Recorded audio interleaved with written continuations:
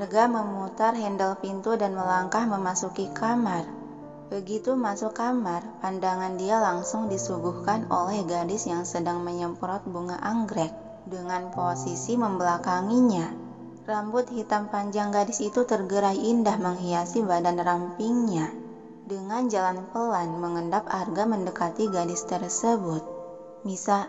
"Hah?" Misa terlonjak kaget dan refleks berbalik menyemprotkan air dari botol spray ke wajah Arga. "Misa?" Arga mengusap wajahnya yang basah. Maaf, aku tidak sengaja. Lagian kamu tuh ngagetin aja sih." Misa ikut mengelap wajah sang suami. "Mataku perih," ucap Arga dengan mata mengerjap cepat lalu menguceknya. Jangan dikucek. Sini aku lihat." Misa berjinjit menangkup wajah lelaki itu. "Mata mana yang perih? Biar aku tiupin." Dia mengusap kedua mata yang terlihat memerah itu dengan ibu jari. Arga malah mengulas senyuman, lalu dia menarik pinggang ramping Misa agar lebih merapat. "Misa, semalam kau memelukku erat seperti ini." "Hah?" Sejenak Misa terpaku mengingat-ingat kejadian kemarin yang tergambar samar dalam ingatan. Dan begitu kilasan saat dia memeluk Arga muncul dalam ingatan. Seketika dia memalingkan muka yang sudah tersipu malu. Aku tidak begitu mengingatnya." Arga semakin mengeratkan pelukan sampai berdempet. Dia mendekatkan wajahnya ke sisi wajah gadis itu melabuhkan kecupan kilas di bahu. "Mau aku bantu untuk mengingatnya?" goda dia berbisik di telinga. Sontak Misa semakin memanas memerah padam. Tidak perlu, aku tidak mau mengingatnya juga." Arga tersenyum menggoda menatap hangat dengan jarak yang sangat dekat. "Misa, iya." Misa masih memalingkan pandangan, tak berani bersitatap dengan netra Hazel itu karena tak baik bagi jantungnya yang sudah berdegup kencang seakan meledak. Sengaja Arga melingkarkan kedua lengan Misa untuk dituntun memeluk pinggangnya. "Peluklah aku." Misa menarik kembali tangannya. Kamu?"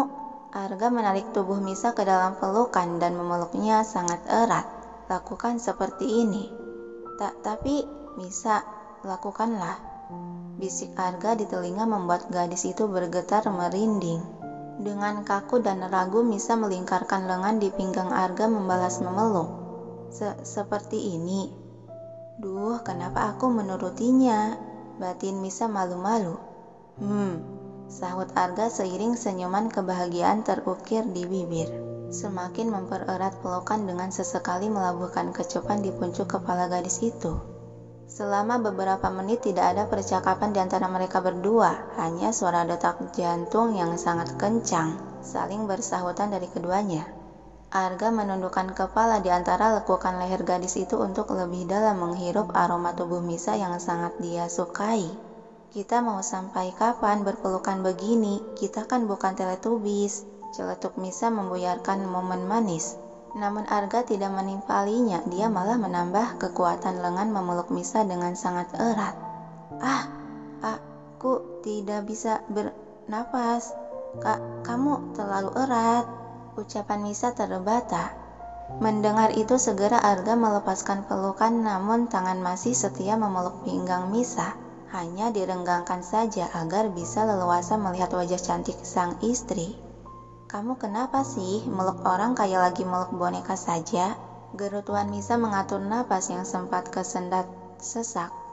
Arga terkekeh pelan sembari mengangkat dagu gadis itu dan mengarahkan ke arahnya.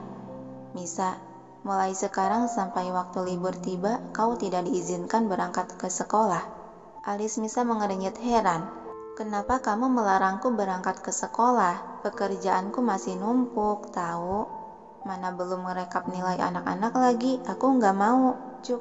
Arga langsung membungkam bibir merah gadis itu dengan bibirnya. Cukup lama dia mencium bibir Misa sampai tepukan di dada menghentikan aksinya. Misa menatap sebal. "Kamu ya kebiasaan kalau orang lagi ngomong itu dengerin dulu." Lagi-lagi Arga menghentikan ucapan dengan sengaja membungkam bibir gadis itu dengan menciumnya.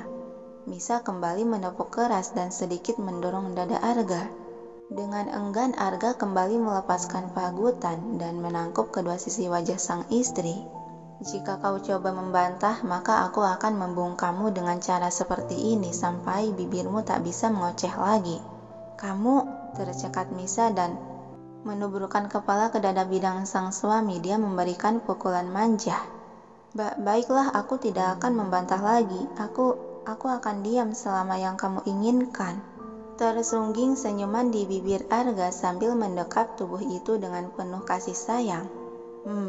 Sekarang pakailah kerudungmu, kita akan sarapan. Kepala Misa yang masih dalam dekapan mengangguk tipis, lalu melepaskan diri dari pelukan. Dia mengambil kerudung yang berada di lengan sofa dan memakainya, dan setelahnya mereka berdua berjalan beriringan menuju lantai dasar. Misa dan Arga kini telah sampai di meja makan dan duduk di kursi masing-masing. Kakak ipar, bagaimana keadaannya? Sudah baikan? Nggak ada yang terluka kan? Gadis remaja itu menelisik tubuh Misa. Misa hanya tersenyum. Kakak baik-baik saja, Sila. Lalu pandangan dia tak sengaja beradu tatap dengan adik ipar lainnya. Alis Misa berkerut saat melihat wajah tampan pria remaja itu dipenuhi lebam. Apa yang terjadi sama kamu, Egi? Seketika ucapan dia tergantung saat sekelebat gambaran perkelahian antara Egi dan Dani. Mengingat kejadian kemarin yang samar dalam ingatan, tangan Misa yang tengah memegang garpu dan juga pisau tergenggam kuat seiring perasaan berkecamuk oleh amarah mulai naik. Iya, kemarin itu Pak Dani, Misa. Arga mengusap tangan Misa menyadarkannya. Tersentak Misa menoleh. Tangan Arga terangkat mengusap puncuk kepala sang istri. Sudah tidak apa-apa, jangan diingat lagi. Yang dibalas anggukan kepala oleh Misa disertai helaan napas panjang. Kalian, makanlah sarapan kalian. Titah Arga dengan sorot mata tersirat peringatan agar tidak ada yang membahas soal kejadian kemarin lagi. Dan kedua adiknya yang mengerti akan tatapan tersebut mengangguk mengerti dan kembali melanjutkan memakan sarapan. Oh iya, kakak ipar, setelah sarapan kita santai di halaman belakang yuk. Sila sudah lama enggak main di halaman belakang rumah. Ajak Asila memecah suasana. Misa mengangguk mengiyakan. Boleh Sila, tapi dia tidak akan mengajakku ke kandang singa kan? Batinnya menambahkan.